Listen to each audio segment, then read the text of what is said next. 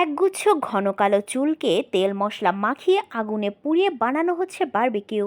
শুধু তাই নয়, এটি স্যুপে মিশিয়েও খাওয়া হয় নুডলসের মতো। এছাড়াও খাওয়া হচ্ছে ফ্রাই করে বা সবজির সাথে।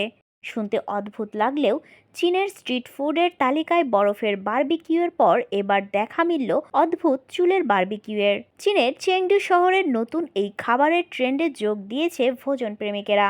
চুলের এই বারবিকিউ সম্পর্কে আরও বিস্তারিত জানবো ডেস্ক রিপোর্টে।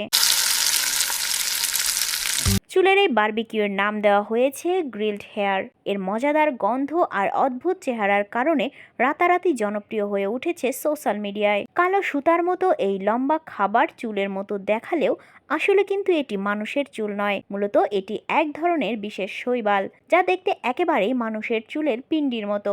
এই খাবারটি তৈরি হয় বেশ কয়েকটি ধাপে। প্রথমে সাগর থেকে আনা হয় ব্ল্যাক মস নামের এই কালো শৈবাল। এরপর তাতে তেল, মরিচ গুঁড়ো, সয়া সস, পেঁয়াজ কুচি আর ফ্লোরেড কার রুট নামের এক বিশেষ মশলা মাখিয়ে গ্রিল করা হয়। এই খাবারের স্বাদ ভিন্ন, তবে এর চেহারা আর গন্ধই বেশি মজার ও আকর্ষণীয়, যা কৌতূহলী মানুষকে কাছে টানে।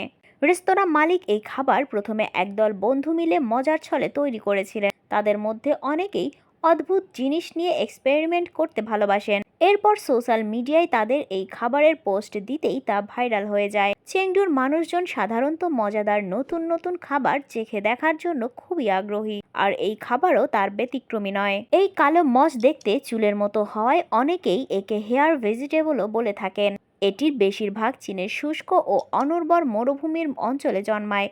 ফসল তোলার পরপরই বাতাসে শুকনোর মাধ্যমে এটি প্রক্রিয়াজাত করা হয়। চেংডু স্ট্রিট ফুড বিক্রেতারা এই নতুন রান্নার কৌশলটি শিখে খাবারটিকে মজার ভঙ্গিতে পরিবেশন করতে শুরু করেছেন এবং সেই থেকে এই খাবারটি এখন বেশ জনপ্রিয় হয়ে উঠেছে।